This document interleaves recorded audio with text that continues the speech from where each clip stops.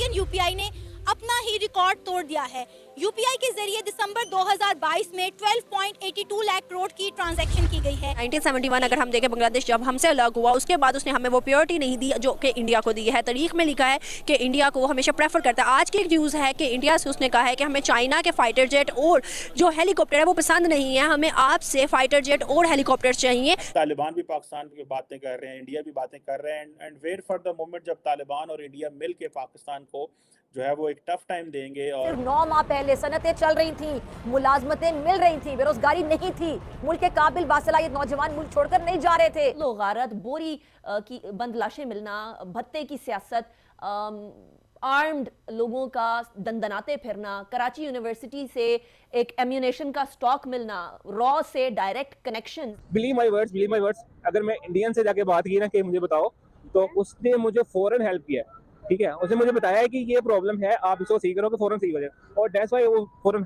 से भी हो गया। आज हम बात करने वाले हैं इंडिया की इसरो के जानिब से बनाए गए एक ह्यूमनॉइड फीमेल रोबोट के बारे में, जिसका नाम रखा गया व्योममित्रा। यूपीआई को 2016 में पब्लिक के लिए ऑफिशियली लॉन्च कर दिया गया था और देखते ही देखते पूरा भारत आज यूपीआई यूज कर रहा है। वो अपना भी रिकॉर्ड तोड़ दिया है ट्रांजैक्शन करने में। 12.82 लाख करोड़ ट्रांजैक्शन की गई है दिसंबर के महीने में यूपीआई के जरिए। क्या कहेंगे, 2016 में इस ऐप को पब्लिक के लिए लॉन्च किया गया था और देखते ही देखते पूरा भारत आज इस ऐप को ना सिर्फ जो यूज कर रहा है बल्कि बहुत सारी और भी कंट्रीज हैं जो चाहती हैं इस ऐप को उनके ममालिक में भी लॉन्च किया जाए। जी, इंडिया तो पहली बात टेक्नोलॉजी में काफ़ी आगे है और आपका जो सवाल है वो मेरी फील्ड से रिलेटेड है क्योंकि मैं सॉफ्टवेयर इंजीनियर भी हूँ।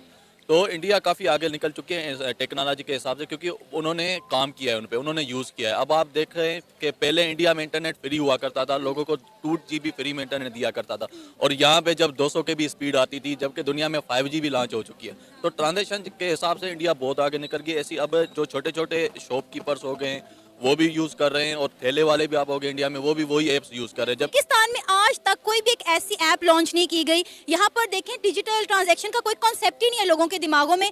इवन के अभी तक यहाँ पर कैश इतना ज्यादा यूज होता है, इवन के लोग छोटी छोटी अमाउंट निकालने के लिए बार बार एटीएम के चक्कर निकालते हैं और अक्सर या तो उनकी अमाउंट एटीएम में फंस जाती है या ट्रांजैक्शन होती नहीं है या फिर उनके साथ कोई हादसा पेश आ जाता है। बिल्कुल ऐसी बात है। अभी रिसेंटली मेरे साथ एक सीन हुआ था कि मैंने ट्रांजेक्शन की थी जेज कैश के थ्रू। जब ट्रांजेक्शन आगे पहुंची नहीं थी और मैंने जब उन्हें कॉल की, वो कहते हैं कि ट्रांजेक्शन फंस गई है, ये आपको 15 दिन तक क्लियर हो जाएगी। अब 15 दिन तक मैंने कोई इंपॉर्टेंट ट्रांजेक्शन करनी हो और बैकएंड पे मेरे पास पेमेंट ना हो तो मैं क्या करूं? मैं वेट तो नहीं कर सकता 15 दिन, मतलब इतना स्लो है। मैंने उन्हें कहा कोई सिस्टम आप बना ले कि आप कोई जल्दी एक सिस्टम सॉल्व कर ले। अगर आपके पास बग है सिस्टम इस तरह का तो आप सॉल्व कर ले। वो भी उन्होंने नहीं किया, फिर वेट ही करना पड़ा कोई। आप माशाल्लाह से सॉफ्टवेयर इंजीनियर हैं, आपको क्या लगता है क्या वजह है कि पाकिस्तान में डिजिटल ट्रांजैक्शन का कॉन्सेप्ट अभी तक लोगों के दिमागों में क्यों नहीं आया? अगर हम इस इंडिया की यूपीआई ऐप के बारे में बात करें तो इससे इंडिया की इकोनॉमी को कितना बूस्ट मिला है? बहुत ज़्यादा बूस्ट मिला इकोनॉमी को, क्योंकि जैसे ही आप ऑनलाइन ट्रांजैक्शन करते हैं तो आपकी इकोनॉमी को बहुत बूस्ट मिलता है। बाहर से भी अगर ट्रांजैक्शन वगैरह आ रही है वो भी ज़ाहिर बात है बूस्ट मिलती है। तो डिजिटलाइज करना एक बहुत अच्छी बात है क्योंकि डिजिटल अब तो आगे क्रिप्टो करेंसी भी आ रही है, वो भी तो ऑनलाइन ही ट्रांजैक्शन सिस्टम है ना। अगर आप क्रेडिट कार्ड ये मसले सॉल्व नहीं कर सकते तो आगे आप डिजिटलाइज क्रिप्टो करेंसी में कैसे जा सकते हैं? यूपीआई ऐप ने इस साल, जो पिछला साल गुजरा है 2022 दिसंबर में, अपना भी रिकॉर्ड तोड़ दिया है। इतनी ज़्यादा ट्रांजैक्शन की गई हैं, ऑलमोस्ट 12.82 लाख करोड़ ट्रांजैक्शन की गई है यूपीआई के जरिए। क्या कहेंगे आप इस हवाले से कि इंडिया ने जो है अपने आप को इतना ज़्यादा जो है वो डिजिटलाइज कर लिया है?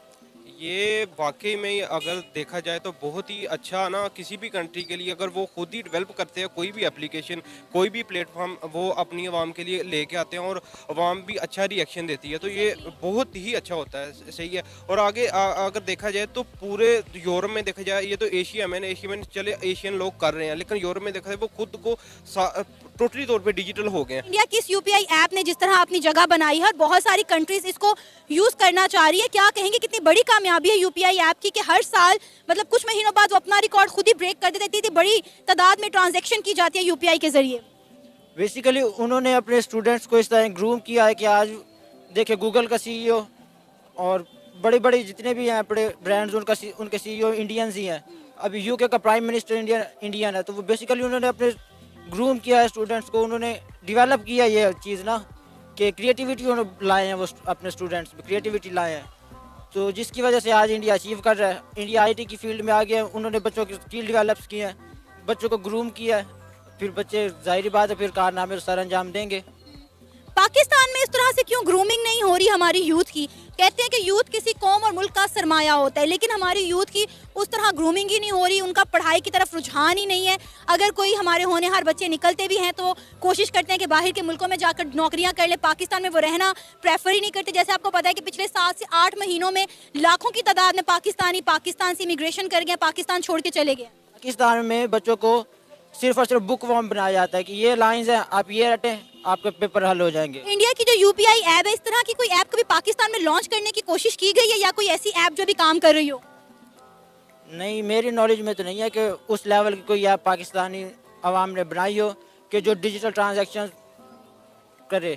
ऐसी कोई ऐप मेरे नॉलेज में तो नहीं है कि पाकिस्तान ने कभी लॉन्च की हो, बल्कि पाकिस्तान को चाहिए कि ऐसे स्टेप्स ले आईटी की फील्ड में ना, कि वो अपने हर एक चीज़ को अपने मुल्क के आगे प्रेफर नहीं करते। मैम पहली बात तो ये है, हमें कौमों की तरफ वो बहुत बाद में जाना चाहिए, पहले अपनी ज़ात से शुरू होना चाहिए। हमें हर बंदे को ये तैयार करना चाहिए कि हम अपनी ज़ात को दुरुस्त करें, हर उस काम को, हर उस चीज़ को तर्क कर दें जो हमारे मुल्क के, जो हमारी ज़ात के मुनाफी है। ठीक है, अगर हम खुद में तब्दीली ले आएंगे, अगर हम खुद में इम्प्रूवमेंट ले आएंगे, खुद कानून साजी अपनी कर लेंगे, कोई गैर कानूनी काम करेंगी नहीं, कोई बुरा काम, कोई 2 नंबरी करेंगे, तो मैं समझता हूँ कि इंशाल्लाह इदारों को भी ये में आसानी हो जाएगी और हो सकता है किसी न किसी जो है हुकूमत को भी कुछ शर्म या आ ही जाए। अब फिलहाल तो ऐसी कोई चीज़ नज़र आ नहीं रही है कि किसी। अगर हम बात करें ना IMF की, जिससे हमने बहुत कर्जे लिए हैं, वर्ल्ड बैंक की बात करें, ग्लोबल की बात करें, इन सब का कहना है कि जैसे इंडिया की इकोनॉमी बूस्ट हो रही है, 5th लार्जेस्ट इकोनॉमी और अब 4th पे आ रही है, इसी तरह डे बाय डे देखिएगा कि इंडिया जो है वो 5th से 2nd लार्जेस्ट इकोनॉमी बन जाएगा ऑल ओवर द वर्ल्ड, और सुपर पावर बनना उसका एक मतलब एक होता है ना कि वो नाम हो जाएगा। क्या समझते हैं, सच में ऐसा हो सकता है? और हम जो है ना इकोनॉमी को बेहतर करने की बजाय हम आपस में जो है ना वो इस्टेब्लिशमेंट गवर्नमेंट किसको देनी है, बेसिकली डिफरेंट चीज़ें हैं हमारी पाकिस्तान में जो जिसकी वजह से हम बहुत पीछे रह चुके हैं। सबसे पहले हमें इकोनॉमी बेहतर करनी है ताकि हमें ट्रेडिंग के लिए कोई भी मुल्क हमसे पूछे या हम किसी से पूछ सकें। हमारे पास जो है ना वो इतने कर्जे हमारे पे आ चुके हैं कि हम इकोनॉमी को बेहतर ही नहीं कर पा रहे, बोझ पे बोझ बनता जा रहा है। जो नई गवर्नमेंट आती है अपने आप को स्टेबल करने के लिए वो मज़ीद जो अमेरिका से कर्जे लेता है, डिफरेंट कंट्री से लेता है, तो जिसकी वजह से हम और दबे जा रहे हैं, हम अपनी इकोनॉमी को बेहतर ही नहीं कर सकते। की बात करूँ ना पॉलिटिक्स की, तो शहबाज शरीफ को अगर मैं देखूँ या फिर नरेंद्र मोदी जो कि उधर के प्राइम मिनिस्टर हैं इंडिया के, उन्होंने पूरे दुनिया के जितने भी प्राइम मिनिस्टर प्रेसिडेंट हैं उनके साथ इतने अच्छे ताल्लुकात बना लिया, मतलब कि रिलेशनशिप इतने बिल्ड कर लिए कि आज हर कोई उन्हें जब भी UN की मीटिंग या कोई मीटिंग होता है खुद मिलता है आगे होके। अगर हम शहबाज शरीफ की बात करें बरक्स, तो किस नज़र से देखते हैं उन्हें? मैं तो शहबाज शरीफ को ही कहूँगा, ठीक है, नरेंद्र मोदी को कुछ नहीं कहूँगा। अगर हम देखें तो पाकिस्तान के मुश्किल बढ़ते हुए हालात को किस तरह ठीक कर सकते हैं और कैसे हम फॉरेन रिलेशन अपने बिल्ड कर सकते हैं? हमारा जो हालात सिर्फ ना 2 चीज़ों पे ठीक हो सकते हैं, इस्टेब्लिशमेंट और गवर्नमेंट मिल के आके इकट्ठे बैठ के, जितनी भी जमातें हैं वो सारी इकट्ठे बैठ के एक बात पे मुत्तफिक हों, किसी की बात जो है ना वो अलहदा ना हो।